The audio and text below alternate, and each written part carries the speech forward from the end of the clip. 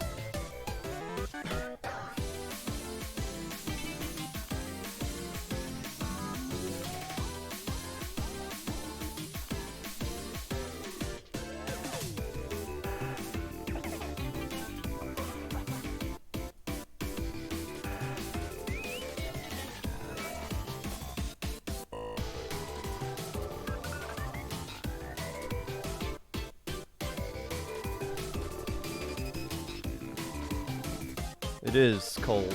Welcome to the Midwest.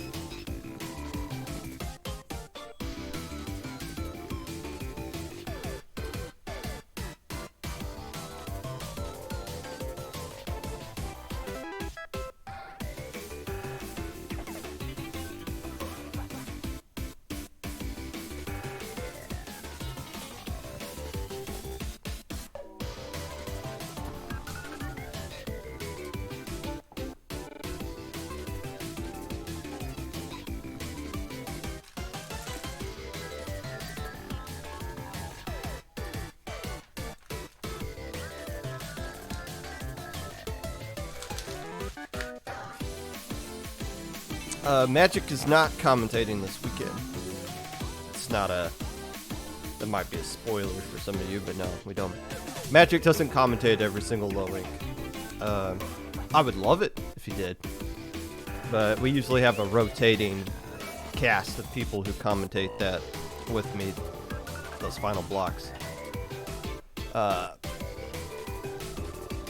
Magic's also not like available all the time. But we got somebody pretty freaking special. I'm excited about who we're... Actually, I need to DM them back. We'll do that after this. No Magic this time around, but we still got somebody pretty new who has never commentated a low ink before. But I'm excited. As I usually am. Listen to that.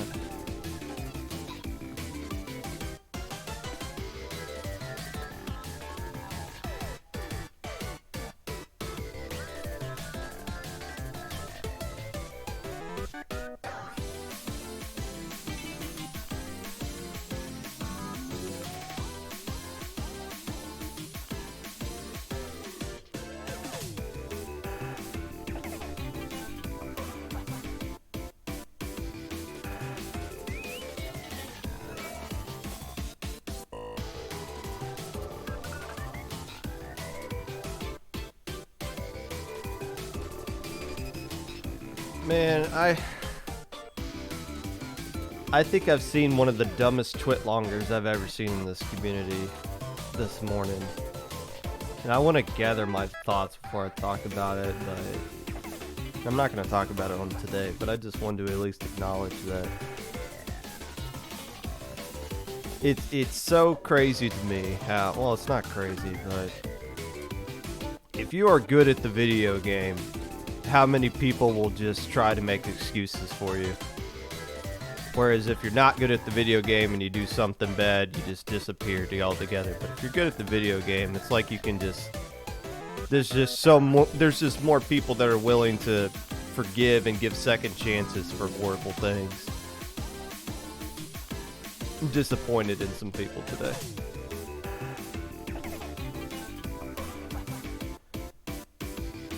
But I don't have enough collective thoughts to talk about. I'm already backlogged on topics I'm going to discuss today anyway, so.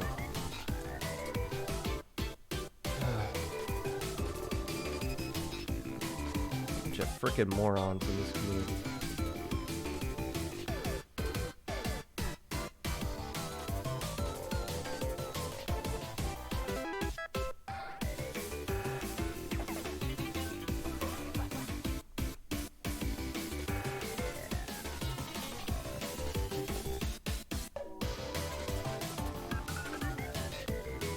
Wait on sit down to host what? What is that?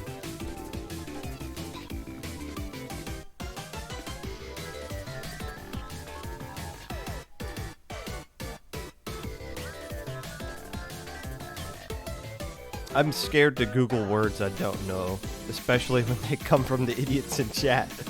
Never tried. It's an actual Twitter alternative. I'm not convinced that there is a single alternative to Twitter right now. I don't think that's an actual thing. It's like saying there's an alternative to low ink.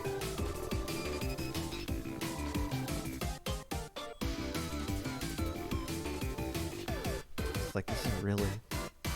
Is there really though?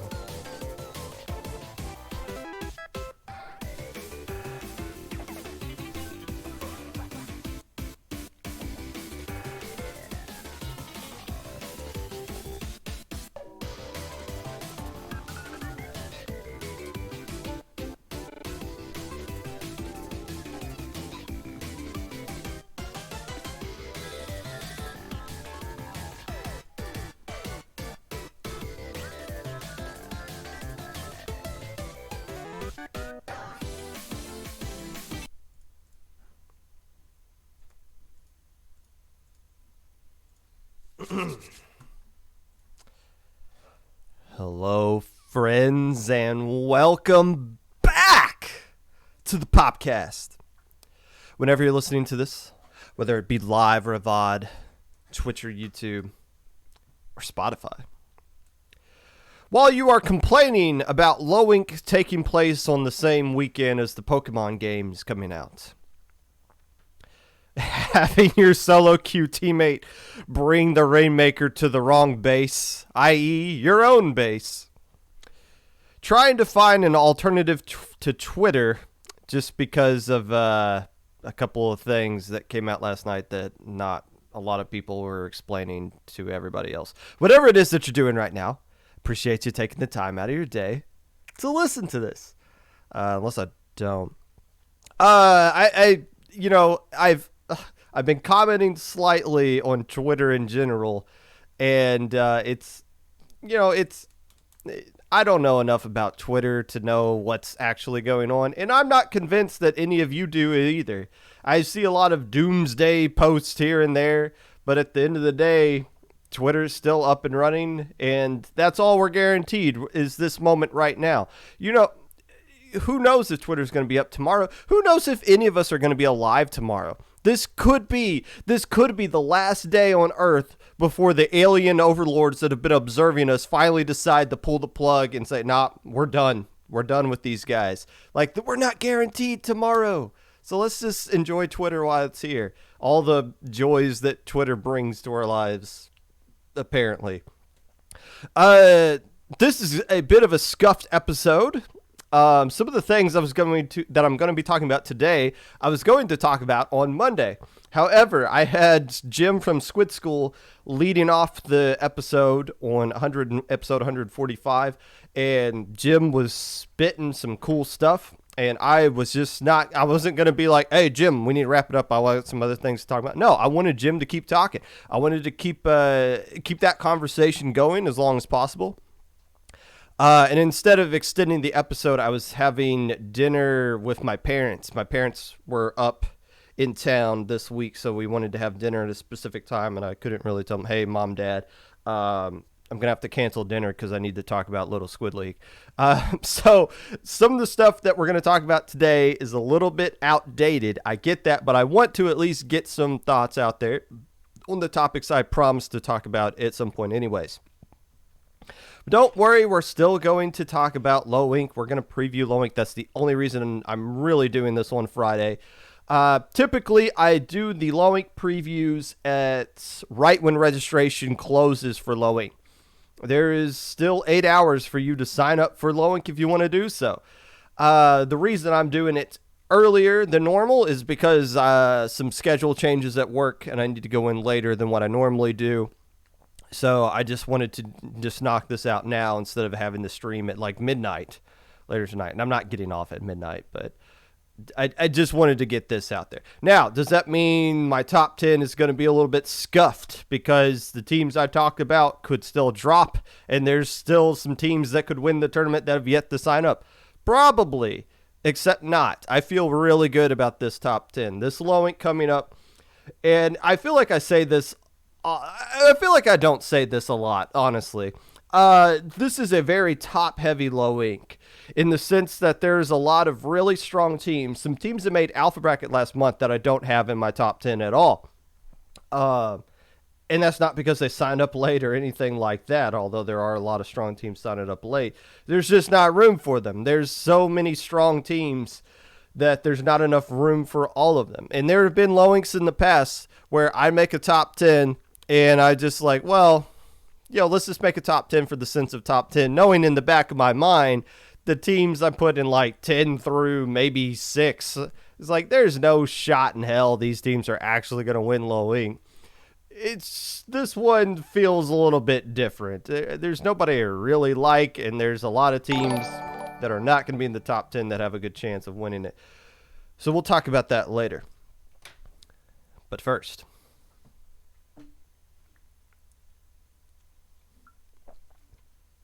cool thing about putting all my Popcast notes down in my little notebook here is that I don't have to rewrite episodes. I can just flip the page. Here's all the stuff I was going to say on Monday, right here, right in front of my face. Picking up right where we left off. It even says at the top of the page, this is episode 145. So consider this episode 145.5 if you want to be like that.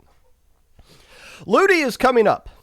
And there are limited opportunities, tying this into a Low Ink preview, for all teams to get as many results as they possibly can get in order to get the div that they claim that they are, or at least the div that they want to get.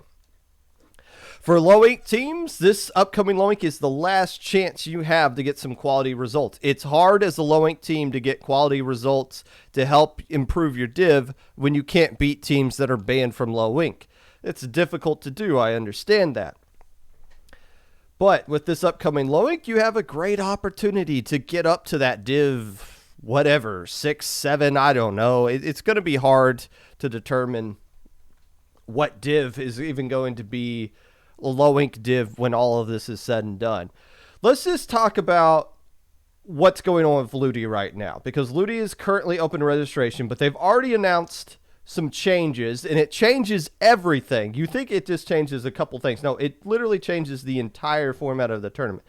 So basically, as it says, I'm reading straight off of the announcement right here from Immel, Divs X and 1 will be comparatively smaller, and their playoffs will be held on a single day, which will be streamed. That is awesome. That alone is awesome, because Div X was a total crap show last season. Just having the playoffs instead of being one at a time where everybody's just dropping because they slowly sink. Well, it didn't slowly. They just start to realize, oh, why am I scheduling a match against Starburst 5 days from now when I know I'm just going to get 5-0'd for them?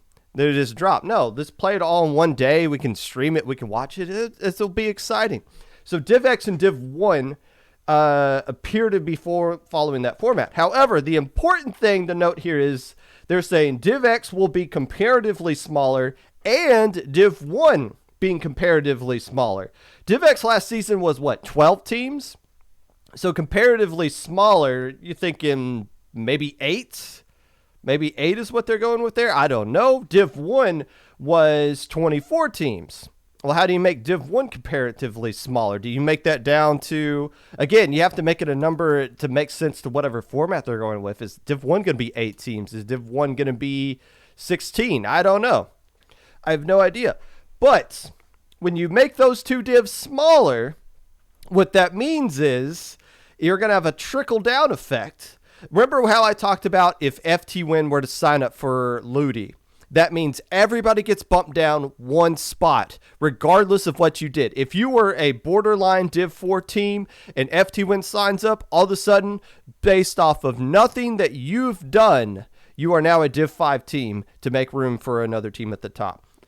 That gets magnified infinitely now, because if Div X and 1 are smaller, everybody's getting pushed down like 10 or 15 slots, possibly more, depending on how small Div 1 is going to be.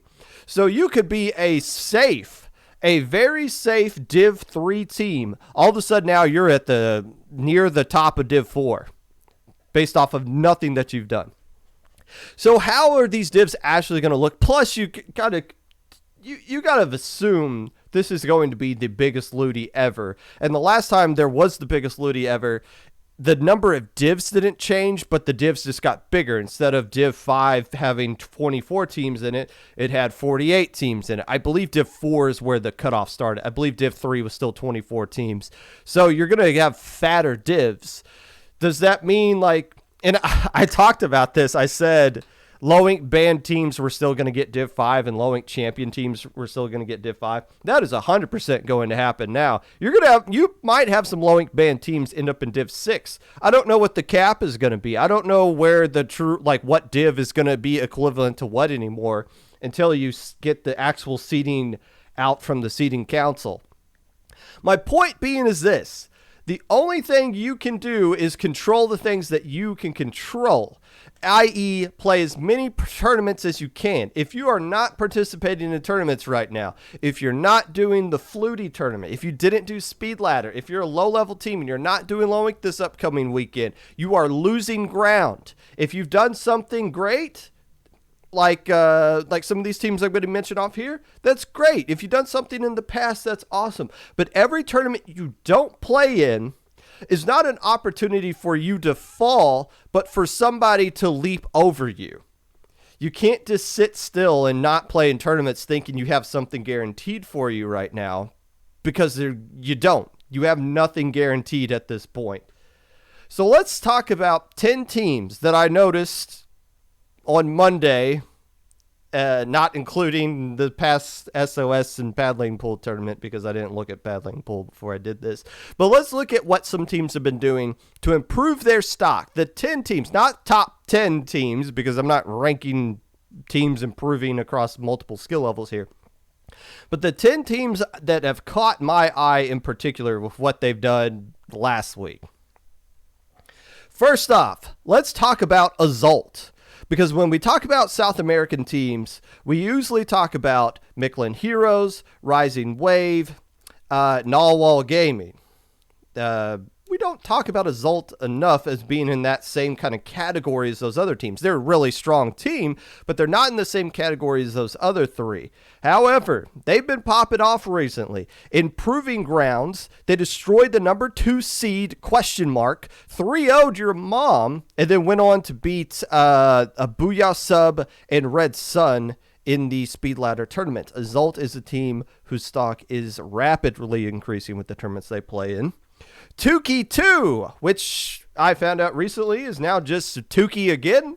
I guess they dropped the 2 and went back to being original Tukey and announced that Tukey is now a thing yet again, which is great. For now, we get to see people just say Tukey nonstop for no reason. That was a lovely time.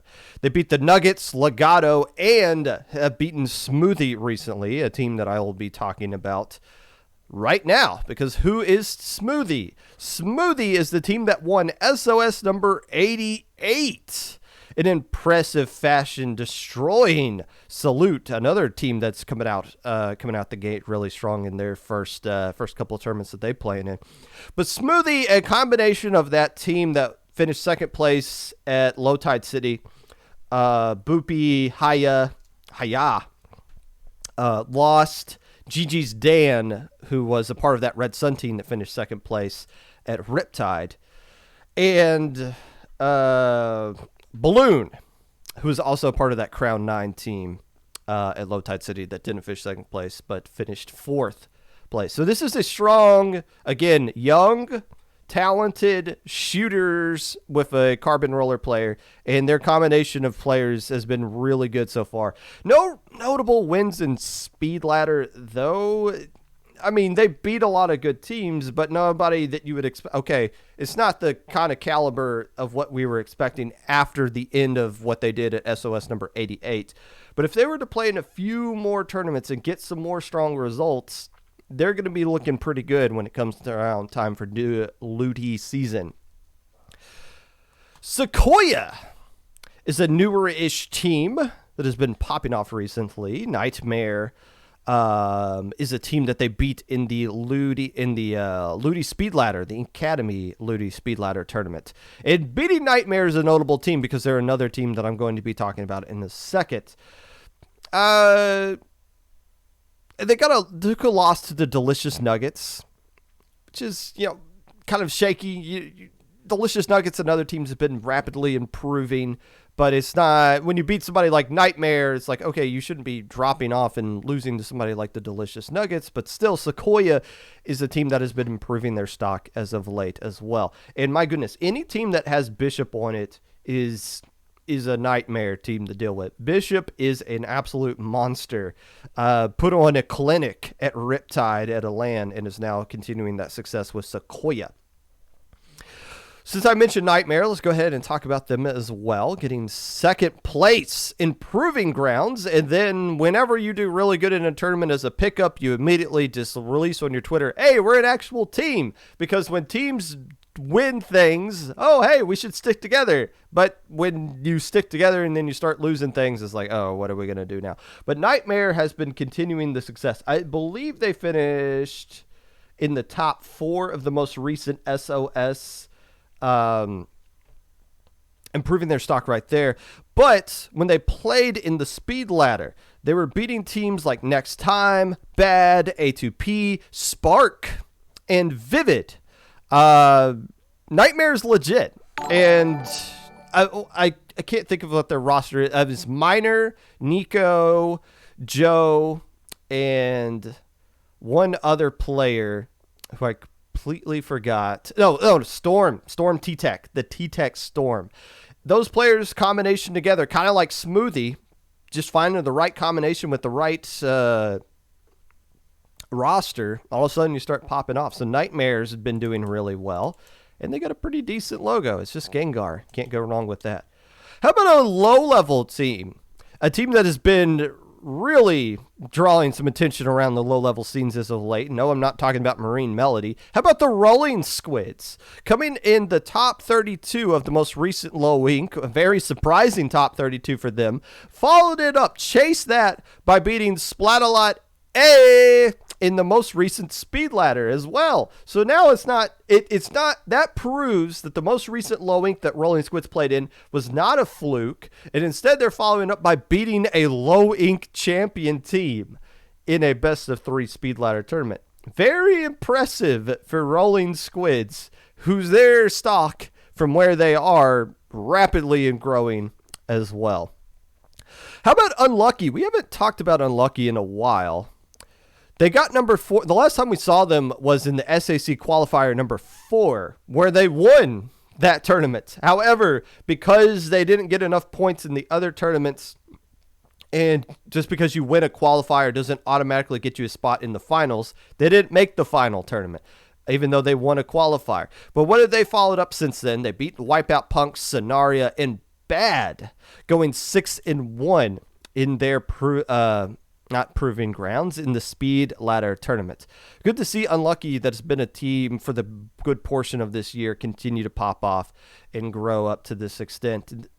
Picking up where they left off to the end of that SAC number 4 qualifier. Who is Twilight Cruzada? I have no idea. They signed up for Proving Grounds 2, looked at them, said, oh, they made Hammerhead in the SOS bracket. Okay, cool. Here's the seed that you're going to get. They really turned a lot of heads in that Proving Grounds tournament. They beat Rising Wave, which is impressive. Rising Wave is the team that has traditionally been winning the past, not the past couple, but has been winning SOS tournaments against quality opponents as of late. And Twilight Cruzada beat them in a 2-1 set, 2-1 score. That was very surprising. But then they followed up by beating All-Star Squad, Azult, Tukey 2, which is now just Tukey, I guess, and went going 6-1 in the most recent Speed Ladder as well. So Twilight Cruzada covering up a not so impressive SOS run by playing in other tournaments and saying, no, this is who we really are. And at least I'm starting to take notice of that. How about a team that just recently got banned from Low Inc.? Ink Sync. That's right. If you're looking on Twitter and you see Kay tweeting out how I banned Ink Sync, well, why did I ban Ink Sync? First off, I don't ban. Yeah, I'm part of the people that ban it, but it's not just me. Whenever you guys get banned from Low Inc., I'm the one who tells you that. That doesn't mean I'm the one making the. Well, I am the one signing off on it at the end, but it's not me banning you. It's Low Inc. as a whole. It's our staff as a whole banning you guys. Please, if it was just me deciding who gets in and doesn't get to play in Low Inc., it'd be looking a lot different because I am biased, believe it or not. But Ink Sync in the most recent Speed Ladder beat Red Sun and Metanoria. You can't do that. You can't beat teams like that and be in Low Inc. As much as I would love Ink Sync to be playing in Low Inc. again and drawing up viewership numbers and creating hype on Twitter and annoying whoever they're playing against, you can't let a team like that in the Low Inc. They're too good. So Ink Sync stock dramatically improving as well from that. And the 10th team, I had to count up to make sure I talked about everybody up to this point. The 10th team whose stock has improved probably the most out of all these teams I just mentioned, it's got to be Cherry Limeade. It has to be Cherry Limeade. Forget about Proving Grounds 2 for a second.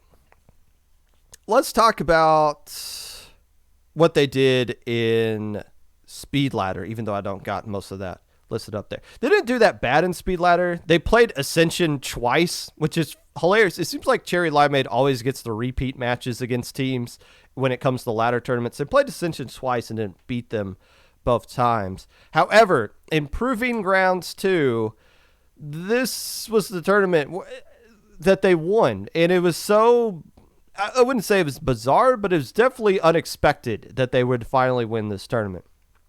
They swept Tempest. Swept Last Resort, even because Last Resort kept picking Rainmaker and kept putting themselves in holes where they had to pick the same map over and over again. They beat Rising Wave, and they beat Nightmare. Now, you got to take this into consideration. You can also say that Nightmare beat Cherry Limeade. Yes, Nightmare won the whole tournament, but they played 2 best-of-5 sets. Nightmare swept one of those sets and took the other set to a game 5. So really, they can both claim they beat each other because they only played twice in that tournament. But when you're looking at just individual results, you can't just include grand finals and the bracket reset in one giant thing. No, they're 2 separate sets. Nightmare can claim they beat Cherry Limeade, but Cherry Limeade can claim they won the entire tournament, beating a lot of notable teams along the way. I think the main difference is that Pika is switching to something aggressive with Brush, and it works out. Yes, Cherry Limeade seems to have in the past gone out of their way to use unconventional things just for the sake of being unconventional.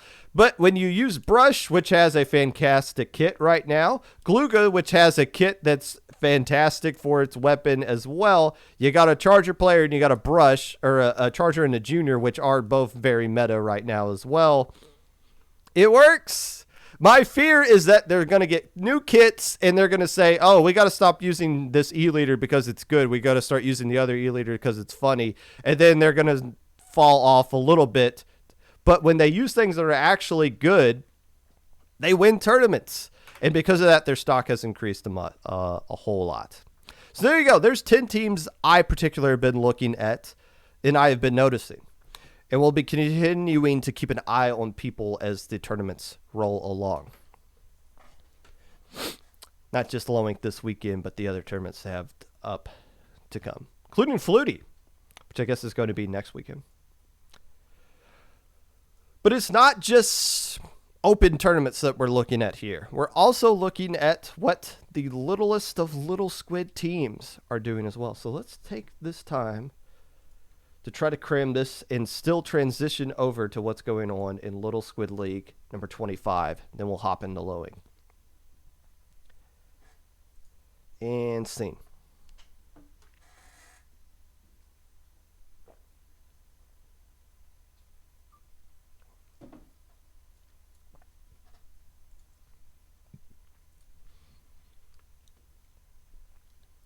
So I don't know. I still want to find ways to make this all somewhat connected, right? Because we're talking about Lowink. So I'm trying to connect some of these teams to playing in Lowink, but I don't know who all is signed up specifically. I think Leviathan is signed up for Lowink. I don't know, and they might be, but if you're watching this VOD on YouTube, they might be signed up by the time you look at this. I don't know, but at least at this time, I can't really put a focus on it. But before we talk about the format, I want to talk about Little Squid League in general, because we're always talking about them being on the cutting edge as far as production is concerned. This is the first time a monthly tournament has used face cams. I turn on the screen and there's Magic and Mizuno's beautiful faces front and center, right alongside everything else in between games. And it's like, I was wondering when somebody was going to do that. It wasn't us. It was Little Squid League, and it looked nice. You kind of wish it got more views, though. There's so many great production stuff going on with LSL. They do a fantastic job with their tournament. But they're not getting the crazy amount of views that we were seeing other tournaments get at the beginning of the thing. Part of it is we're just not maybe talking enough about Little Squid League. It's not generating enough hype. So maybe that's something that can be improved by me talking about it and generating hype right now, 6 days after the tournament actually happened. One thing I want to talk about. This tournament did last a little bit longer than most Little Squid Leagues. Why? Because there were 47 teams that signed up for it. This is the biggest LSL by about 6 teams. LSL 41 here, I believe, was the biggest. Yes, that was the biggest. So this is by 6 teams, a smidgen, the largest Little Squid League tournament ever. And what happens with that is that you have to expand brackets a little bit. Instead of the single limb bracket in gold and silver being 4 rounds, it is now 5. So you got a little bit extra rounds that you got to bring in here. You got more groups, and more groups means more opportunities for somebody to launch a lag complaint or to slow things down or whatever. So that drags on the tournament a little bit, but these are questions, again, every TO has to answer.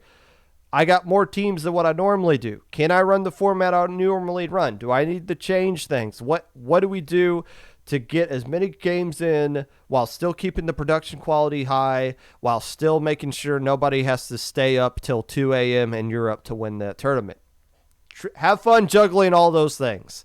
And, oh, no, by the way, if anybody is upset for any reason about anything that you do change-wise, they're going to complain about it on Twitter instead of leaving feedback where you can tell them why their feedback is dumb. Yay, TOing! Let's talk about the matches here, or at least the groups. Group A. Now, in theory, with Group A, you got your number 1 overall seed and your bottom overall seed. And when that happened, the number 1 overall seed, which I believe was Leviathan, we'll double check that, because it was this Leviathan and Aquamarine went 2-1 against each other. This is, in theory, your best team versus your absolute worst team in the tournament, and they're taking a game off of them. That's why best of threes are scary in any scenario. And this is why I say anybody could beat a Starburst in a best of three setting.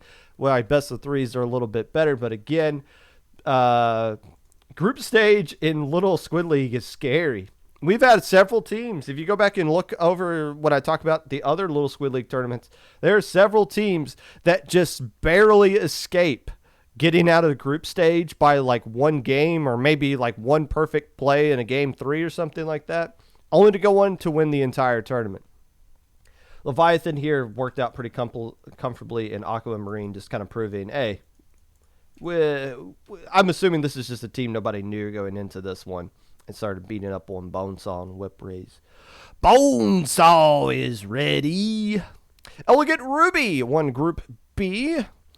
And this is the only circle of suck that we have in this entire thing. Everything else is straight down, 3-2-1-0 across the board. So here's your circle of suck. Elegant Ruby said, we're going to beat you guys all and have fun with this. Now, because we had the top 32 last low link, I got to give a first-hand look at what the tiebreakers for group are.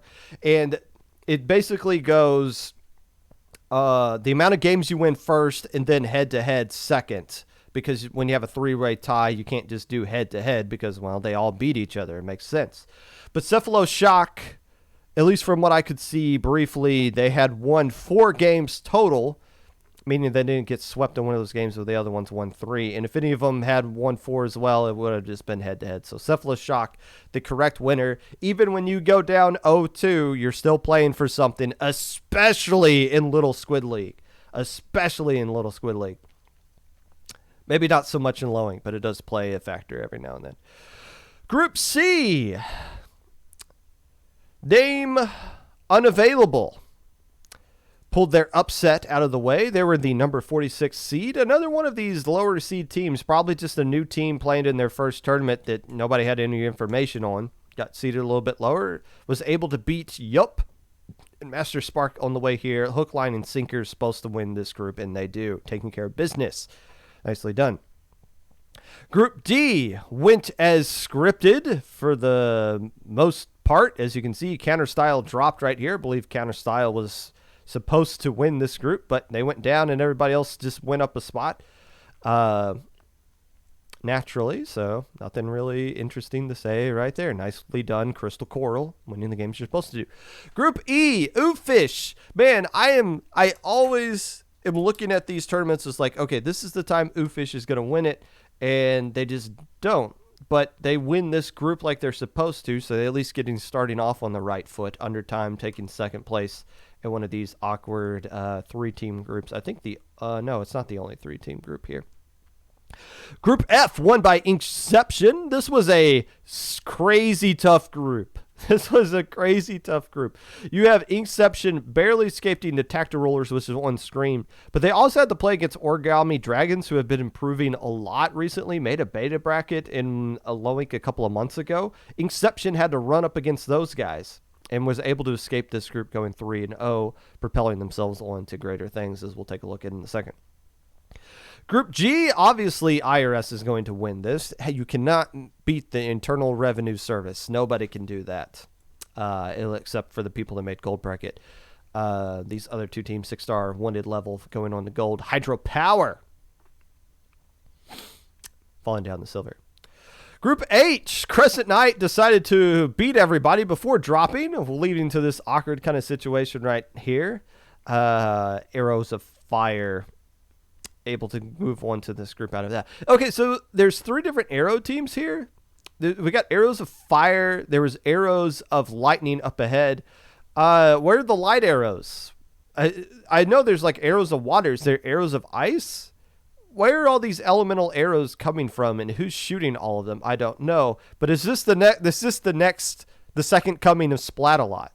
Instead of the Splat-A-Lot alphabet, we just have a bunch of arrows named after the elements. Eventually, you're going to run out of elements. You're just going to have to start using like Arrows of Dark, Arrows of Ghost, Arrows of Fairy to start making some Pokemon stuff up to keep all the teams up. But whoever these arrow groups are, they're still playing in all of these tournaments here. Group I, Boston Squid Party takes care of business, as you would expect them to do. The team with the best logo and the team that everybody likes, and the team is not actually from Boston. They are EU. Fair enough. Squident able to move out of this group as well. Group J, I don't know who Project Zeta is, but the Clown House is the team that moved on here. Clown House, oh man, I wish I could really read my notes. Did they go 2-4 in the most recent low ink? They did. I originally put down they went 4-2 because I got them confused with Clown Fish, not Clown House. So fair enough. They move out of this group. Pond Duck Crew, I believe we'll talk about them in a second. Group K, the Territorial Water Otters, who won the beta bracket in that Under Pressure tournament. You know, the team that won Under Pressure was Jackpot, and the team that won the second bracket was the Territorial Water Otters. And it's like, whoa, that's quite a steep drop off from your alpha bracket and your beta bracket. But Territorial Water Otters beating the Radical Dreamers. I see you. That's the quality win. TWO is improving for what we've seen after them grinding their way out of low ink recently. And Group L went to overtime. So this Jose Lapod, Joe Starfish, that is the biggest whatever team name I've ever heard in my life. So be it. Hey, I think I actually played these guys in Speed Ladder. I did a pickup with Speed Ladder. They're not half bad. They got a solid Charger player. And whenever we played Speed Ladder, I didn't use Hydra the first game unless it was something a map I felt really comfortable on, because it was like, I just going to assume the other team has a Charger. And they did. But their Charger player was pretty good. Probably why they were able to find their way out of here. Somebody said something highlighted. Crescent Knight dropped after the controversy in Top Cut versus Inception. Actually, that is something I am not aware of. They used an illegal sub. Now, that is I'm not saying you guys are lying or anything like that, but I'm not going to 100% trust sources when I just hear that information. So I'll just take that as with a grain of salt, that something might have happened considering they dropped after they made Top Cut there. But I won't comment on it because I don't 100% know about that situation. I wasn't aware about it until you guys were just now talking about it. But fair enough. Looking quickly at the silver brackets.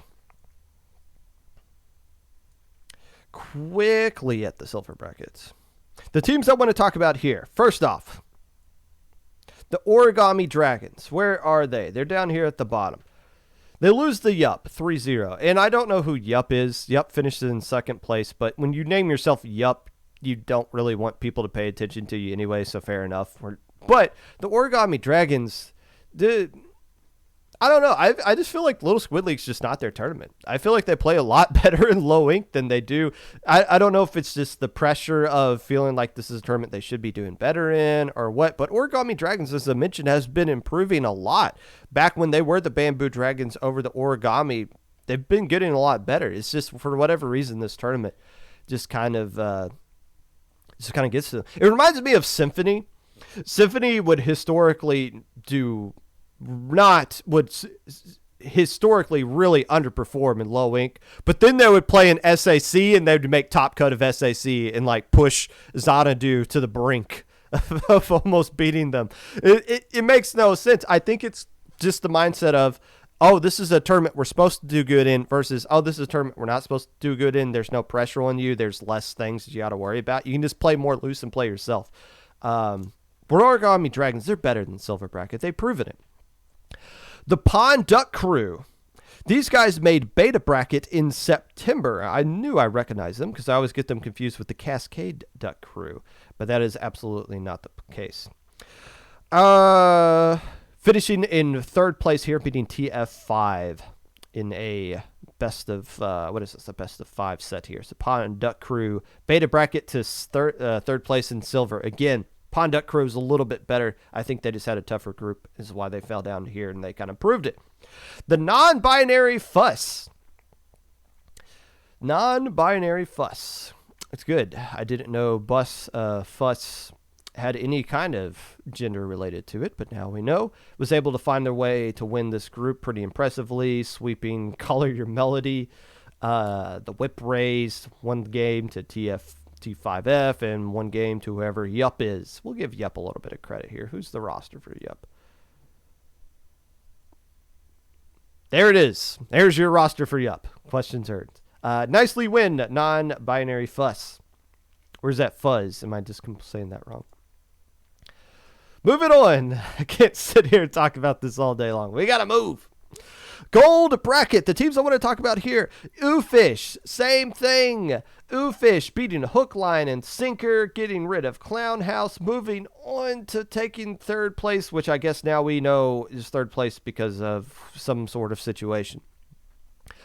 Losing to Leviathan. But yeah, it just seems like I would have to go back and check this, but I feel like everybody who's won Little Squid League, maybe the past 3 or 4 tournaments, has had to beat Oofish at some point. It seems like they're just kind of the gatekeeper, the final boss that you got to go through. But it's always just like, man, Oofish, go out and win this daggum tournament at some point, and they just can't find a way to get it done. But Leviathan, obviously, a strong team dealing with all these other teams, taking Inception to a game 7. Like there, I mean, same thing with Hook, Line, and Sinker. They're another team that's just like on the cusp of winning that, and that's really just what this comes down to. You got Hook, Line, Oofish, Leviathan, Inception, the Tacta Rulers, all capable of winning this tournament. Maybe Project Zeta too. It doesn't know. It looks like they were able to get some wins of. Ran into just a buzzsaw right here. There's a lot of teams that are capable of winning. Not everybody can. So it's not really fair to put it all on Oofish, Hook, Line, and Sinker. It's just how tournaments work.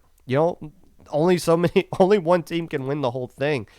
But Oofish, they just feel like they're so close. It just feels like they're so close to getting it done. Maybe someday. The Tacta Rulers, I kind of mentioned them as a team that is capable of winning tournaments like this. Okay, look. They took Inception to a game 3. I watched it on stream. Inception just kind of separated themselves in that game 3 Rainmaker Shipyard and was able to take care of business there. Inception had to beat them again, and it looks like it wasn't a easy road for them to go through as well here.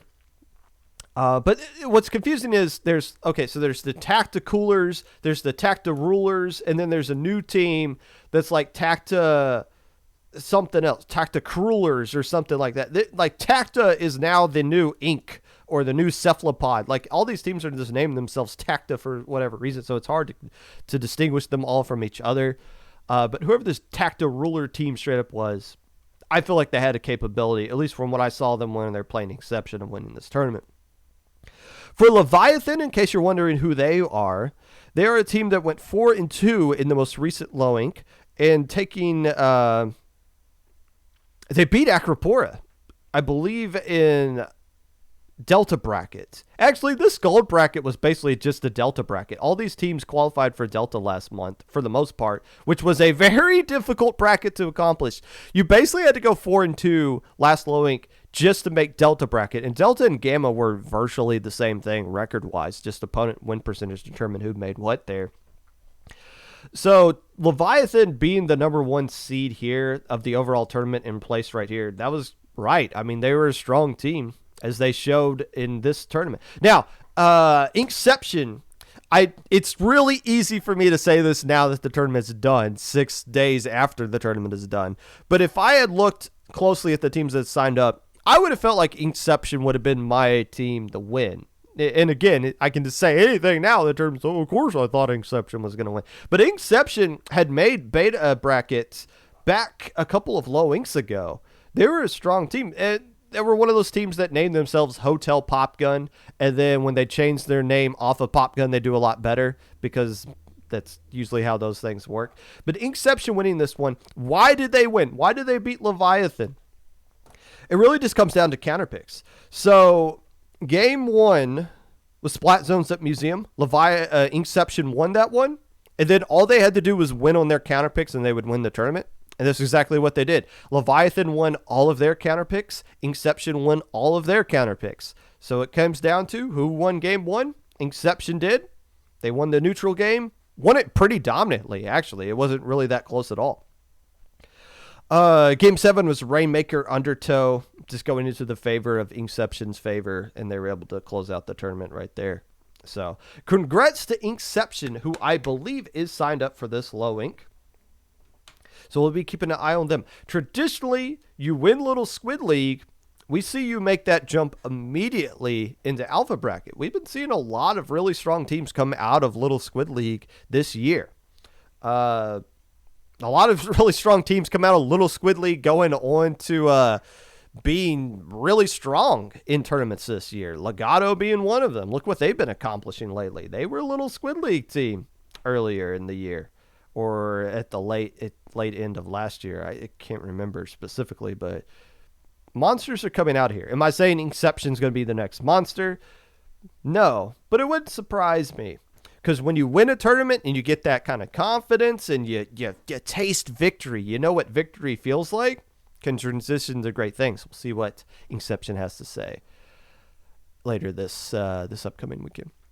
Another thing that happened in Top Cut was that they had to mercy kill the set between a Leviathan and Oofish because of constant DC issues. They tried for like 30 minutes to play Game 3, but Nintendo said no. My team played in a Splat-A-Lot tournament that was like that. I think we played against IPS's team, and none of us could stay in the lobby. It wasn't like their issue or our issue. Like neither team, this would be like they DC at the start of the game, and then we DC, and then they DC, and then we DC. It's like, it's clearly nobody's fault. And eventually, that match was on stream. Eventually, we just had, hey, can the streamer just leave? And when the streamer left, we were able to play the game just fine. So like the spectator was throwing things off. But I mean, that happens. And when that happens, yeah, you just got to like figure out which team is more at fault and just give them the L. I mean, it sucks, but you can't just let matches drag on forever. You got to, as the TO, you got to make a tough decision at some point, and fair enough with that.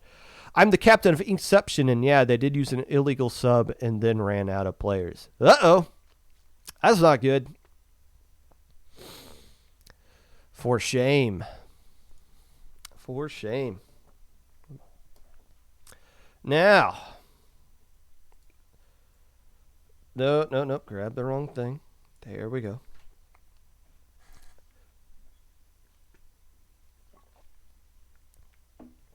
Before we talk about my low ink top 10, put some disclaimers in here. First off, if you're watching the VOD of this top 10 is being released 7 hours before the tournament actually closes registration. There are still a lot of teams that could sign up for these things. There's still a lot of teams. There's teams that I could mention that could drop. And there are probably teams that have signed up during this low ink or this Popcast that are worthy of being in my top 10 that I just completely missed. We're sitting off at, as of right now, 12:45 Eastern Standard Time. We got 136 teams registered with an additional 23 pending. That number is probably going to shoot up a lot. You have to hit the load more button 3 times. Squid Knights, signed up. I don't know if they'd be a top 10 team, but they're going to be doing really good. We're the Cytria.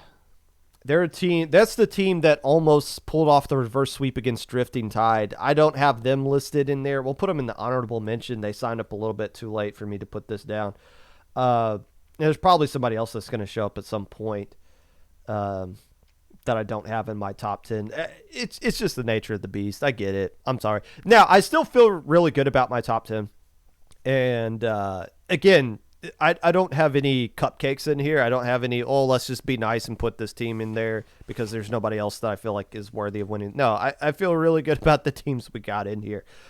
But I do just want to mention this one might be scuffed. These are not as I guess what, 3 out of the past 5 winners correctly, something like that. This one might be a little bit more scuffed. If I guess this one correctly, it'll be more impressive, but it's just difficult to do. The format is what people are asking about. We've only put the maps out for Swiss Stage and a double M format. As you can see, 136 teams, that's more than 128, which means as of right now, if that number stands, we have to do the 4 Swiss group thing. And if we do the 4 Swiss group thing, we got to do the top 32 thing that we did last time, whether you guys like it or not. This is the nature of the beast. If you guys recognize that and it's not a format you want to do, don't sign up for this tournament. If you sign up for it, don't be surprised. And if you complain about it, we're going to tell you, well, why did you sign up for it if you knew what the format was going to be? We're telling you right now, if it goes over 128 teams at the start of the tournament, we have to do top 32. That's just how it has to be. Are we officially announcing that right now? No, for a couple of reasons. First off, we're going to kick out teams who don't have the splash tags correctly. So if you're a team and you don't know if all your players have their splash tag in, get it fixed before the registration closes. Because once it closes, every person that doesn't have their splash tag in the IGN is getting kicked off the team. And if you only have 3 players, when we kick all of your players out, we're dropping your entire team in general. Don't come into help desk and complain about it. We're going to shut you down really quickly. You don't have any excuse not to get this done. So that will lower the number. We kicked out like 7 teams at the end of last lowing. You're going to have a bunch of people not check in or drop after registration closes. That will lower the number down as well. So we don't know, like if we get like 30 more teams signed up today, which could absolutely happen, then yeah, it's safe to assume we're going to do the 4 Swiss group top 32 thing. Right now, it's not at a high enough number, so we don't really want to call it as that right now. We don't want to like announce it and then go back and flip-flop back and forth. But use some inferring here. I think you guys who are looking at this that played in Loic can kind of get the sense, they're probably going to have to do what they did last time. And if you complain about it, I'm just going to rip you apart in the feedback channel. No, bro, don't come at us like you did last time. Honorable mentions. Teams not in my top 10, but could be if you want to put it in there. Not in any particular order. First off, Pixelated. They played in their first Loic last time. They made top cut. They made alpha bracket, actually. And I think they went 5-1 in their group, 5-1 in their Swiss group. I believe they 3-0'd their actual group, their top 32 group. I just need to see more of them. I think that was just their first time playing in that Loic, and they didn't do anything particularly interesting. They'd played in some other tournaments since then, but I just want to see them before they're a top 10 team in this kind of tournament that we got right now. I want to see more from Pixelated, but they're definitely worth an honorable mention. Splat-A-Lot I had them in my top 10 last time. They're still a top 10 caliber team. It's just, I think they were saying they didn't have the right players they wanted at the end of Swiss last time, and that's why they didn't make Sunday the bracket that they wanted, which makes me think like, okay, well, is that player you're missing like the reason you guys would do good, like just one player or something? I don't know. But Splat-A-Lot I has to kind of prove that their roster as a whole is strong, and this is their opportunity to do that. We'll keep them out of the top 10 this month.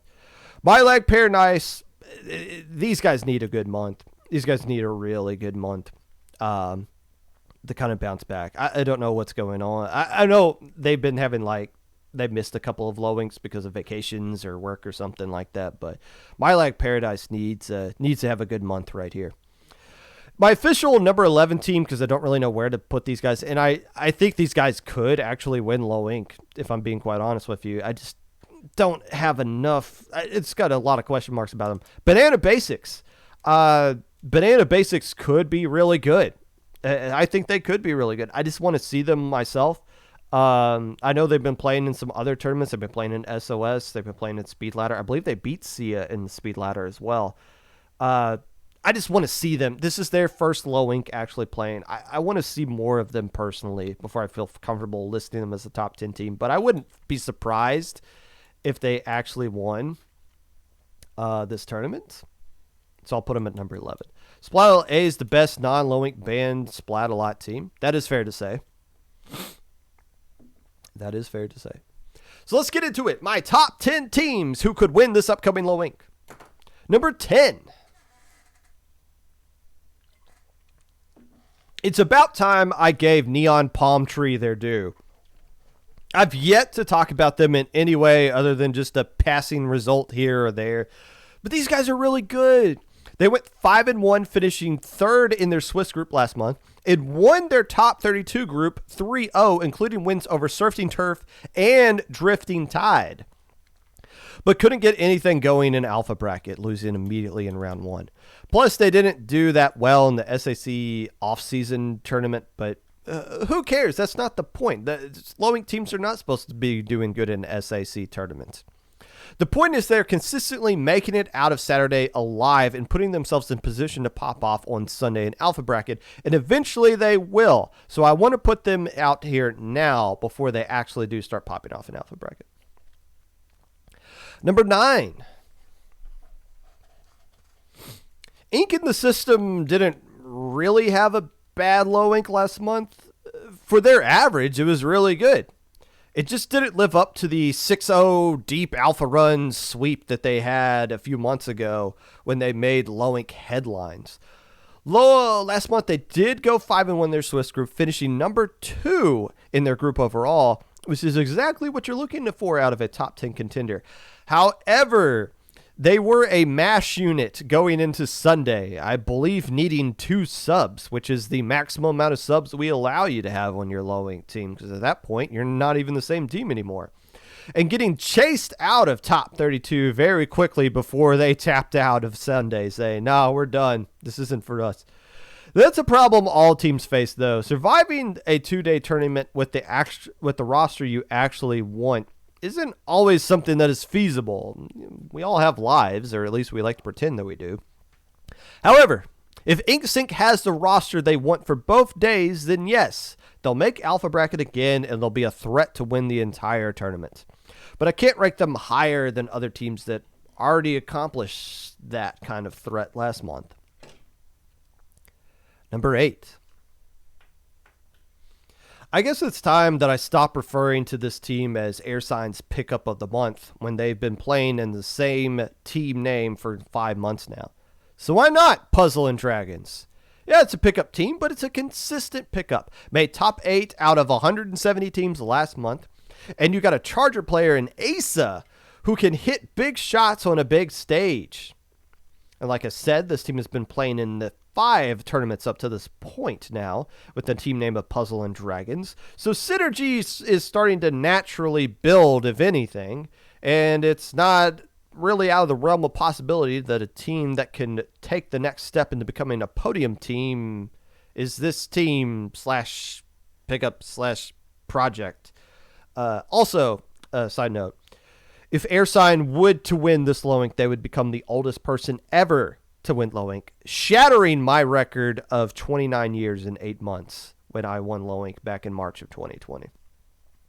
Somebody on lowest is the second oldest person ever to win low ink. They were a few months younger than me when I did it. AirSign would destroy that record. And I hope it gets destroyed. I don't want to be the oldest person who won low ink. Come on, somebody take it. Number 7. Black Komodo made their debut last month when they were a team that I had my eye on. How good would this mix of low-ink veterans gel together in their first month? Not too shabby, making it out of top 32 into Alpha and getting eliminated round 1 to Red Pacific. But I am predicting this team will take a next huge step this month into becoming a legit contender going forward. I always felt like Devil was the spark that made Acropura's uniqueness work, but combined with this roster that is making up the rest of Black Komodo, just takes this player to a whole nother level. And you get another month to build up that synergy. Things are going to be going really good for them all together. Expect great things from Black Komodo this month. Number 6.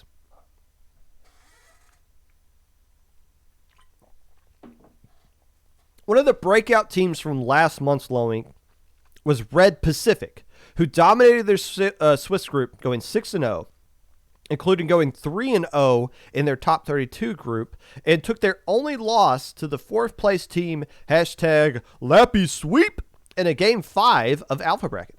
So yes, they failed to win Lowink by taking only one loss, and it was a scrappy Game 5 loss. However, there's no sad violins being played here from the TOs.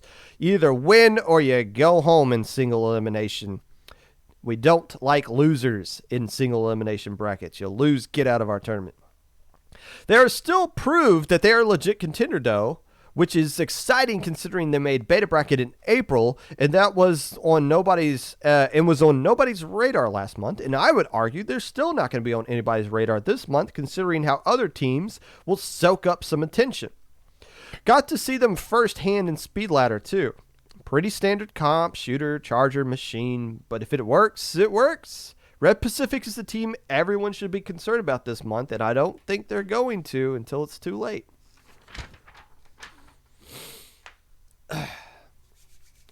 Number 5. I learned a lot of interesting things being a TO in Splatoon, including vocabulary. Today's word is photic zone, which is the uppermost layer of a body of water that receives sunlight. No, it is not a stage in a Sonic game. But photic zone, cool. Okay, cool. Who is this team? They haven't played in Low Ink before. It is, however, the old Popsicles team that from a few months ago that had a great run in losers bracket of Alpha. They didn't play last month and now have an official team, which is not just a Popsicle project. But this team roster is really good, including Toasty, who is one of the premier Charger players in this tournament, which says a lot considering pretty much everybody has a premier Charger player that signs up for this tournament.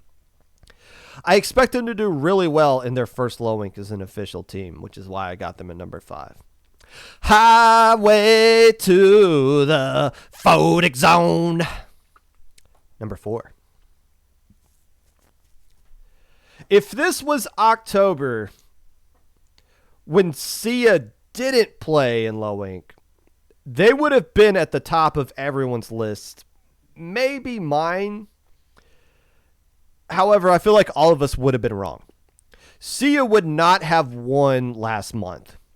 One of their star players wouldn't have been allowed to play due to some of the really good results that they got recently in other pickups, specifically in a paddling pool, since Sia finished in second place of September's Low Ink. In other words, I don't know how good this roster is in the grand scheme of things. Top 10 worthy, 100%. Top 5 worthy, should be on everyone's top 5 list until proven otherwise. The problem is they are very beatable. Surf and Turf got them in the Minnow Cup tournament, and even though they finished second place in that tournament as a whole, they got swept out by Myopsidus. As much as I like Sia, and it's been very fun watching them ascend over the course of this year, you need to take off your rose-colored glasses when looking at this team right now, because they have a lot more questions about them than they do have answers at this point. One of which being, can they bounce back to being the podium team in this top-heavy Low Ink, which will be more difficult to do than what they were able to accomplish back in September. See ya! My number 4 team. Number 3.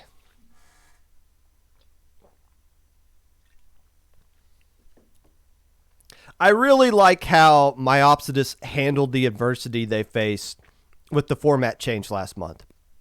When they fell to beta out of the top 32 group, it would have been really easy for them to blame things outside of their control. They could have pinged me on Twitter or left some really cringe and embarrassing feedback in the feedback channel, but that's not what they did. Instead, they pointed the finger at themselves saying, groups in the single elim isn't the problem. We are the problem. We need to get better. Pretty sure I'm remembering how that went correctly. I am getting a little bit older here. But as a result of that positive mindset, they were rewarded with a Minnow Cup win, winning the entire tournament, which included a 3-0 dismissal of Sia. Their positive mental attitude will allow them to bounce back and get on pace to win this tournament, which they were on last month. Number 2. The positives for Alliance of the Dam is that they, out of 170 teams last month, they finished 3rd. That's impressive. Also, considering the team that finished 1st and 2nd are now banned because they won Low Inc. or InkSync banned because they popped off in some other tournaments outside of Low Inc. However, we talk about placements not telling the whole story. It is worth noting that they took 4 losses last month. 2 in the Swiss stage, 1 in top 32, and 1 in Alpha Bracket semifinals. However, that isn't a negative because the knock on this team has always been their lack of ability to show up on Sunday and get quality results, and they absolutely did that last month. Each month, they are moving in the right direction. They are not taking any steps backward. They're only taking steps forward. But consider they did take 4 losses, makes me worried about them pulling off enough of wins at the right time to win the tournament, considering how stacked this month is. Their path back to the podium will be tougher than it was last month, even with the fact that they had to play InkSync, and I believe they played Cherry Dolphins at some point as well. Actually, yes, they were in the top 32 group. But being the last best team remaining from last month as far as placements is concerned is impressive for this Alliance of the Dam team. However, the team I'm predicting to win this Low Inc, number 1. I'm doubling down on Drifting Tide. I just feel like they got the best bet on paper to win this tournament. I feel like they're the safest bet. They grind open tournaments. They're gaining more experience every single month. They got a meta comp, which might not be exciting for Low Inc viewers, but it works for a reason. It's the meta. Took a lot of losses last time as just like Alliance of the Dam. Hashtag Lappy Sweep got them in Swiss 2-1. Neon Palm Tree got them in top 32 2-1. And the Cherry Dolphins swept them out of Alpha Bracket 3-0. It's not typical results of a team that I have at my number 1 slot 2 months in a row, but on paper, I like their comp and experience over everyone else. Again, their main concern is roster depth. However, it doesn't really seem to bother them that much ever. They have always just had 4 players, and you'd always think in a tournament that has a 2-day international tournament with all kinds of jank that can happen outside of your control, you'd like to have 1, maybe 2 players of the same caliber that can hop in if somebody's internet explodes. But they keep rolling with their solid 4, and they don't seem to have any issues with that. And that's why I got to keep them at number 1. And maybe if they don't win it, I'll take them out next time. I don't know. But I feel like there's just no reason not to put them at number 1 going into this tournament. Again, I legitimately feel like even Neon Palm Tree down at number 10 and Banana Basics at my unofficial number 11, I feel like any of them can win it. But if you just had to make a safe bet, Drifting Tide's the safest for sure.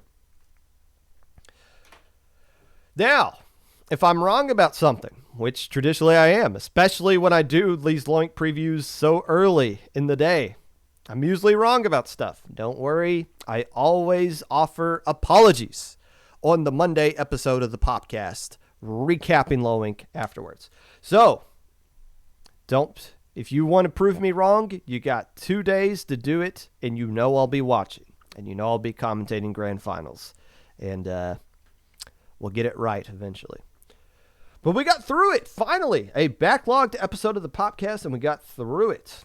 So if you'd like to be a part of the Popcast in any way, feel free to reach out to my socials below. Twitter at Mr_Popgun, Discord Popgun, hashtag 5882, YouTube at 25Popgun, Twitch at Popgun25, Anchor.fm/Popgun. If I DM you today, it's usually never a good thing. I understand that, but please just say yes, no, okay, thank you. I don't want to talk to you longer than you want to talk to me. So, I think everybody's fine for the most part, but there's a lot of verification that you just go through today. If I need information from you, please just get it to me quickly so that I can move on with my life just like you do. Let's go raid Negus. Enjoy this weekend. Stay safe. Get vaccinated. If you haven't done so already, get your booster if you haven't done so already. And we will see you guys tomorrow, bright and early, for Low Ink.